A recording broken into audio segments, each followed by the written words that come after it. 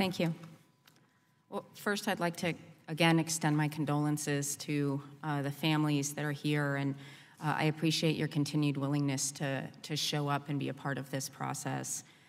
Aviation is extremely important to Kansas, the state that I hail from, and our state has a strong aviation history, and it's vital to my state's economy, and it's vital to the U.S. economy. I think you know that already.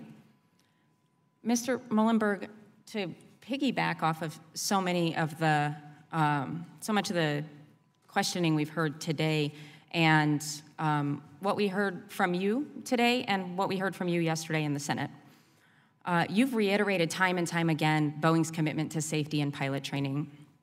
But we've seen a number of documents. The committee has reviewed a number of documents with an emphasis on an effort to minimize pilot training requirements for the 737 MAX. My interest is having you provide some clarity on the apparent inconsistencies that we're hearing and seeing. Would you agree that pilot training is important to Boeing? Yes. And when Boeing marketed the MAX to potential airline customers, did they assure the customers that if they purchased the MAX, it would be unlikely that they would need to put their pilots through timely and costly simulator training? One of our design requirements that we worked with our airline customers was to do what we call level B training, computer-based training, as a design objective. Okay, I have some slides. So this, I have a PowerPoint presentation from a 737 MAX training that one of the marketing officials provided from July 2017, which was a few months after the FAA certified the MAX. Can you go to the second slide, please? This graphic shows a quote, if you look in the box here. We had marketed 2 days previously, and a 3 to 4 hour course has now been approved. Mr. Muhlenberg, after FAA's 2017 certification, did Boeing's marketing representatives emphasize to potential customers that FAA had reduced the length of pilot training that Boeing had originally expected?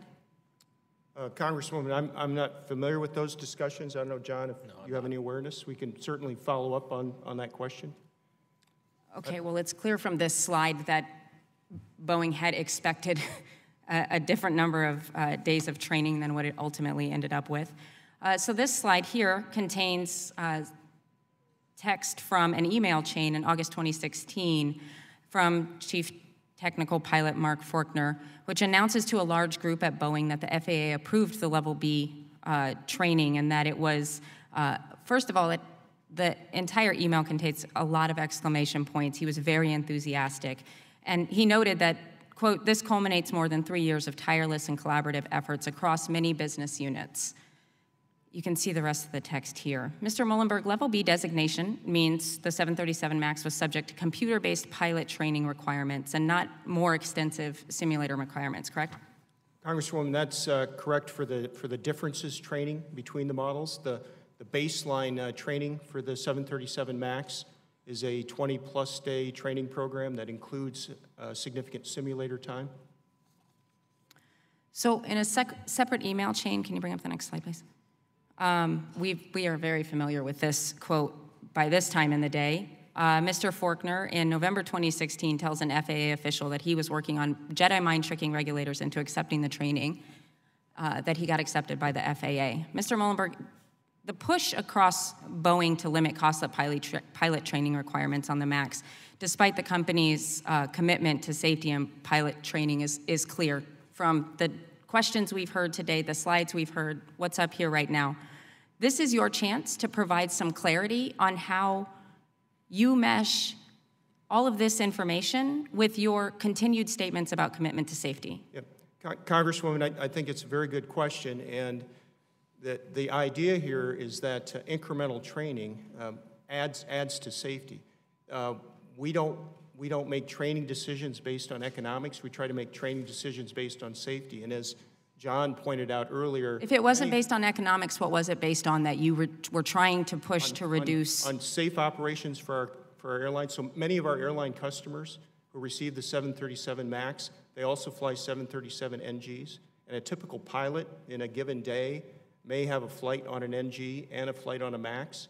And it's what you're saying right now sounds inconsistent with the information that we've been seeing, that you are committed to safety and that you're not taking into account the economic impacts of the pilot training that people would have to do. The last thing I want to say is, based on what Congresswoman Murkisel Powell said, can you tell us right now, if this article is correct and that December 31st, 2019 is the last chance that families are able to file a claim for the Boeing Compensation Fund, that you will extend that? Because that is only 2 months from now. And that seems completely ridiculous that people only have until December 2019. So Congresswoman, until that was mentioned earlier, I just hadn't recalled that deadline. But I can tell you that's something that we can extend, and I'll give my team that direction. If there are families that we can help and more time is needed, we'll take the time. Our commitment here is to try to help the families. And I know, monetary help, it never relieves the pain. It never will, but hopefully we can help in the communities. And I don't want to put any kind of artificial timeline on that. So if that is a constraint, we'll remove it. Thank you. I yield back. Yeah. Thank you, Mr. Chairman.